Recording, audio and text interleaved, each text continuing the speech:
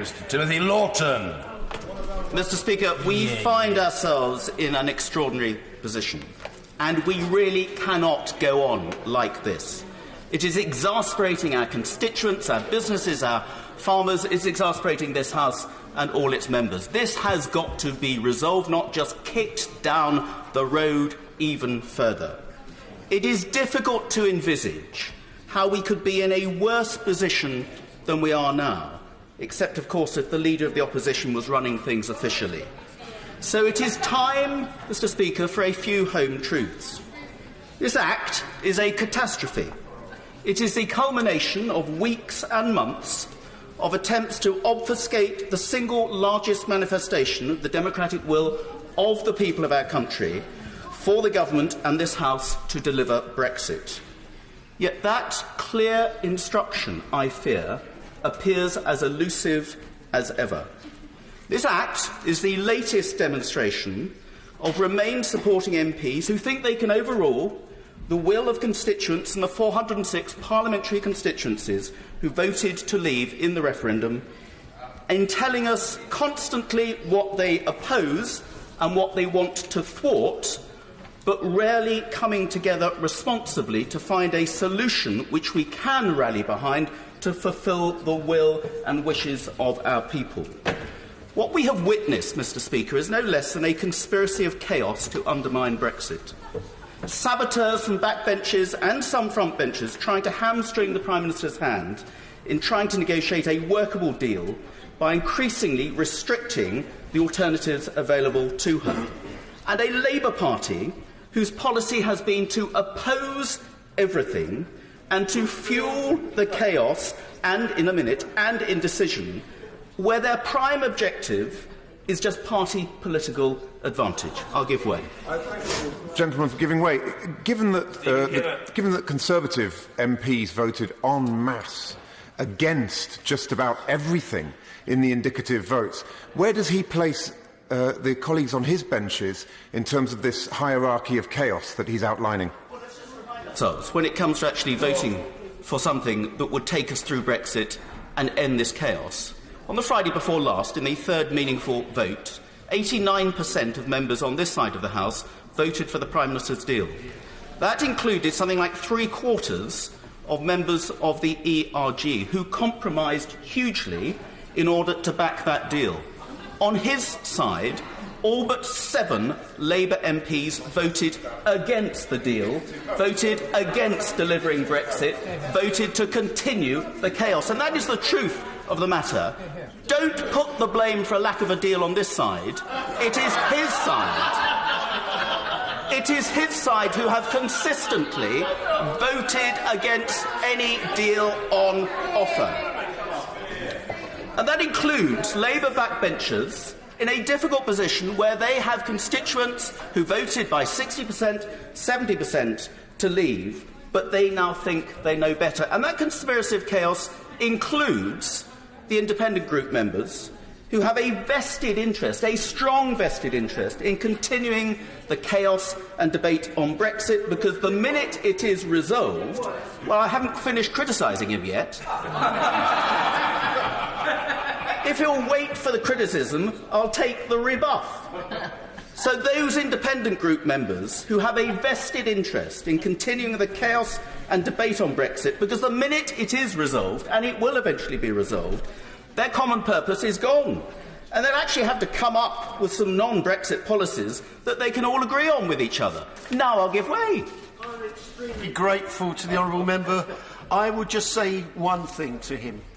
The reason that the members of the independent group voted the way they did is because we know and we recognise, along with many members on both sides, that leaving the European Union will be an absolute disaster for our country, and therefore we should put any proposed deal back to the people to give them the final say. Of course, on page 24 of his then party's manifesto, and on page 36 of my party's manifesto, members of the independent group voted, held themselves up to their electorate to make sure Brexit became a reality. No second referendum, no thinking about it again. voted to make Brexit, put themselves forward for election to make Brexit a reality. So that just doesn't wash, I'm afraid, Mr. Speaker. And of course then we've got the SNP, who are only interested in Scotland in isolation, but are at least consistent. But are at least consistent in ignoring the results of previous referendums. So a conspiracy of chaos, Mr. Speaker, across the House has used every tool at its disposal to frustrate the Brexit process, however at odds with commitments that they've previously given to honour Brexit on the record, and trying to induce us all to believe that it's all become so complicated that we should just call the whole thing off. Well, that shouldn't and mustn't happen, Mr. Speaker. So despite me having argued for and voted for a solution to Brexit by supporting the Prime Minister's deal on the last two occasions, as I'm duty-bound to deliver for my constituents who voted for me to do that, those who have consistently voted no to any solution now hold sway, and this bill just enshrines that conspiracy of chaos in law to extend the uncertainty.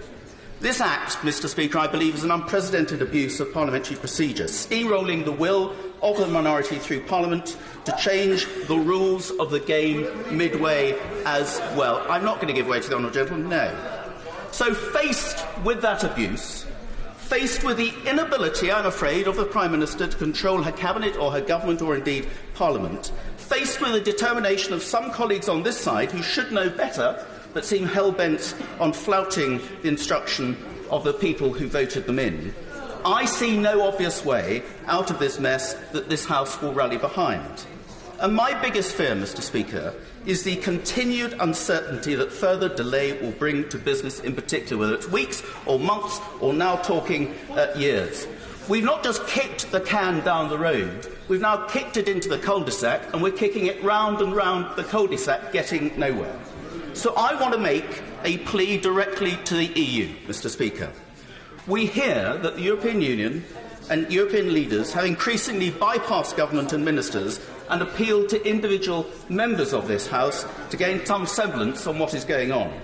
So let me make this appeal now to President Macron and to Chancellor Merkel in particular, and her colleagues. Please put us out of our misery now, as this House and this government appear incapable of doing.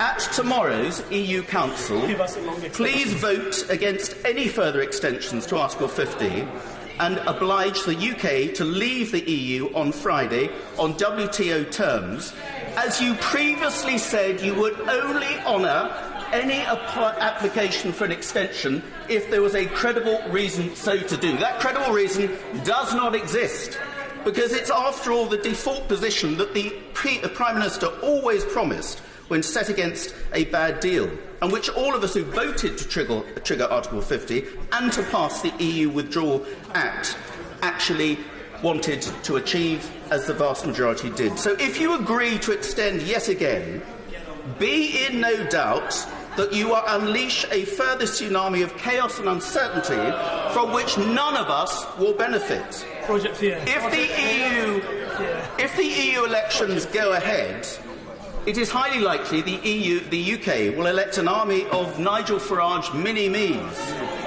who I'm afraid will wreak havoc with the European Parliament and wreck your calculations about the balance of power within the EU.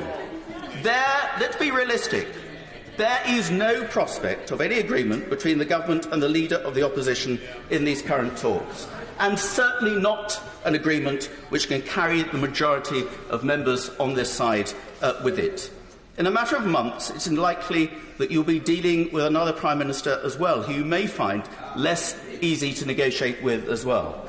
If an extension runs for another year, you will have to resign yourself to a further year of disagreement and obfuscation in this House, with the knock-on effects of chaos and undermining of regular EU processes, the budget and other measures to be negotiated.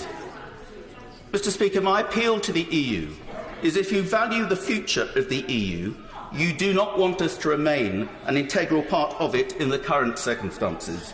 Do yourself a favour, do this House a favour, do this country a favour, and say that the UK is out, and then, armed with that certainty, let us all sit down constructively and pragmatically to decide on what our future relationship will actually look like, and one which works for our mutual benefit and sets a course where we can remain friends and allies and trading partners in years to come, working together for common purpose, but not as part of the strange prescriptive organisation that this country has, like it or not, voted to leave, and leave we must. Yvette Cooper.